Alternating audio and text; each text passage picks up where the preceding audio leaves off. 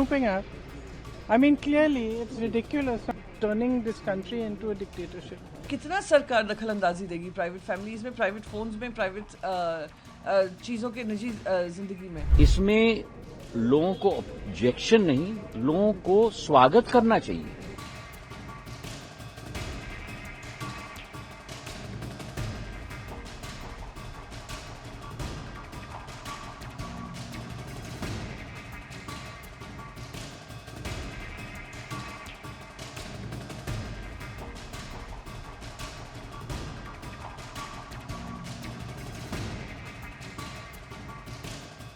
India's smartphone users could see a major change on their devices. According to a report by Reuters and later confirmed by the Department of Telecommunications of India, the government has mandated that all new phones sold in the country must come with a pre-installed app called Sanchar Sathi and users won't be able to delete it. The directive issued on November 28, 2025 gives manufacturers 90 days to comply. Here's what exactly the press release said. Ensure that Sanchar Sathi mobile application is pre-installed on all mobile handsets manufactured or imported for use in India. Ensure that the pre-installed Sanchar Sathi application is readily visible and accessible to the end users at the time of first use or device setup, and that its functionalities are not disabled or restricted. For all such devices that have been already manufactured and are in sales channels in India, the manufacturer and importers of the mobile handsets shall make an endeavor to push the app through software updates. Directions mandates to complete the implementation in 90 days and submit the report in 120 days. So what exactly is the Sanchar Sathi app and why is it sparking both support and serious privacy concerns? Sanchar Sathi is a government-backed cybersecurity platform launched in May 2023. The app serves multiple purposes. It allows users to report and block lost or stolen phones, check how many mobile connections are registered in their name, verify if a handset is genuine using its IMEI number, report suspected fraud through calls, SMS or WhatsApp. There's a feature called Chakshu in which users flag suspicious communications, including international calls disguised as Indian numbers. According to the government data, the platform has helped block over 4.2 million mobile phones and trace more than 2.6 million lost or stolen devices. More than 28.8 million requests have been received from people checking mobile connections in their names. The government's rationale for making this app mandatory centers on cybersecurity threats. Officials cite the serious endangerment posed by duplicate or spoofed IMEI numbers, the unique 15-digit identifiers assigned to every mobile set. Thieves tamper with IMEI numbers to cut network access, making it difficult to track stolen phones. Fraudsters also use spoofed identifiers for SIM-based fraud, identity theft, and organized criminal networks. The mandatory pre-installation aims to standardize fraud reporting across all devices and enable faster coordination between telecom companies, law enforcement, and cybercrime units. However, privacy advocates and digital rights experts are raising serious red flags. Nikhil Pawav, the founder of Medianama, called the mandate bad news for mobile phone users, arguing that a mobile phone is personal space and this constitutes an invasion of privacy. He questioned how users can trust the app won't access files and messages, especially since the government exempts itself from much of India's data protection law. Critics also point out that central issue in combing cybercrime is awareness, not forced adoption, and that a pre-installed app cannot achieve its purpose unless users understand how to recognize and report cyber threats. Snooping app. I mean, clearly, it's ridiculous. Now, where else do they want to, I mean, citizens have their right to privacy. Even all of you must be having a right to privacy to send your own messages to family, friends without the government looking at everything. It's not just one thing. It's not just snooping on the telephones. It's overall. They are turning this country into a dictatorship. It's a very fine line between fraud is easy to report and we can see everything that every citizen of India is doing on their phone. So that's not how it should work. Okay. There should be an effective system to report fraud, and we've discussed this at great lengths on cyber security and this and that, and definitely there's a need for cyber security, but that doesn't mean that it gives you an excuse to go into every citizen's telephone. This is absolutely ridiculous. ये surveillance करने का एक और तरीका है कि आप वो ऐप कह रहे हैं किस आड़ में ला रहे हैं कि वो आपकी अगर फ़ोन चोरी होती है, मिसयूज़ होता है तो ट्रैक कर पाएगा। पर अगर वो ट्रैक कर पाएगा तो यानी आपकी सारी एक्टिविटीज़ वो ट्रैक कर पाएगा, वो आप डिलीट भी नहीं कर सकते हैं अपने फ़ोन से। तो ये जैसे एक बिग बॉस के हाउस में आपके ऊपर कैमरा हमेशा लगा रहता है, वैसे ही आपका फ़ोन जो एकदम पर्सनल चीज़ है, आपकी प्राइवेट स्पेस है और प्राइवेसी हमारा अधिकार है, आप उसी का लगातार हनन कर रहे हैं। हम आपसे कह रहे हैं आप रिड्रेसल सिस्टम्स ढूंढिए, आप सर्वेलेंस सिस्टम्स बना रहे हैं। इतना क्या आपको लोगों को कंट्रोल करने की, नियंत्रण करने की, कौन क्या कर रहा है, किससे बात कर रहा है, क्या देख रहा है, क्यों देख रहा है, ये कितना सरकार दखल अंदाजी देगी प्राइवेट फैमिलीज में, प्राइवेट फोन्स में, प्राइवेट चीज़ों के निजी जिंदगी में। तो इसका तो हम पुरजोर तरीके से विरोध करेंगे, क्योंकि आप पूरे देश को ही एक सर्वेलेंस नेशन बना रहे हैं। Study the issue in full detail, but common sense tells me that these apps can be useful provided they are voluntary. Everybody who needs them should be able to download them. Making anything compulsory in a democracy is troubling. But I need to look a little more as to what the logic is of the government. In fact, the government should explain all this to the public instead of just passing an order that the media reports. I think we need to have a discussion where the government explains what is their thinking. For me, I think an app that actually helps us to locate our phones or whatever, all of that is not a bad idea, provided it is voluntary.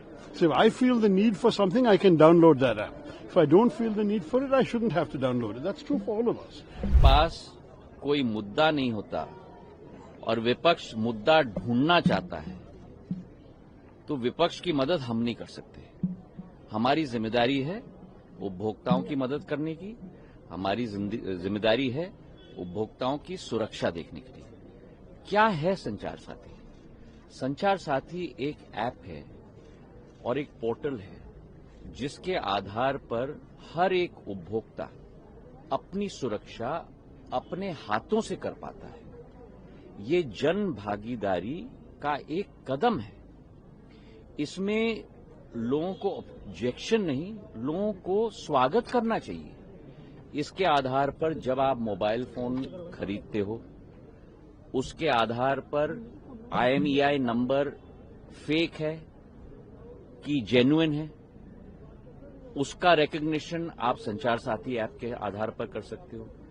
आज तक संचार साथी portal के 20 crore download हुए, app के 1.5 करोड़ से ज्यादा download हुए। और ये सफल क्यों है? ये सफल इसलिए है क्योंकि देश का हर नागरिक इस अभियान का साथी बनना चाहता है कि वो स्वयं जन भागीदारी के आधार पर अपनी सुरक्षा नियमित रूप से कर पाए। आज तक करीब 1.25 crore mobile connections, fraudulent mobile connections इस जन भागीदारी के आधार पे ही डिस्कनेक्ट हुए। करीब 20 लाख फोन जो चोरी हुए थे उनको ट्रेस किया गया है। 7.5 लाख फोन जो चोरी हुए थे उनको वापस उपभोक्ता के हाथ पे पहुंच चुका है। करीब 21 लाख फोन उपभोक्ताओं के रिकग्निशन और रिपोर्टिंग के आधार पे ही डिस्कनेक्ट हुए हैं। तो एक तरफ जहां दूर संचार के आधार पर देश का एक नागरिक कनेक्ट हो रहा है, वहीं दूर संचार के आधार पर कई ऐसी शक्तियां भी हैं जो इस दूर संचार की सुविधा का दुरुपयोग करके लोगों के ऊपर फ्रॉड कर रही हैं, लोगों का पैसा ले जा रही हैं, लोगों के फोन्स चोरी कर रहे हैं। और उसकी सुरक्षा में जनता की भागीदारी हो, इसके आधार पर संचार साथी ऐप का नियम हमने बनाया है। अब एक मिनट, इसके आधार पर ना कोई स्नूपिंग है, ना कोई कॉल मॉनिटरिंग है। अगर आप चाहते हो तो इसको आप एक्टिवेट करो, अगर आप नहीं चाहते तो इसे एक्टिवेट मत करो।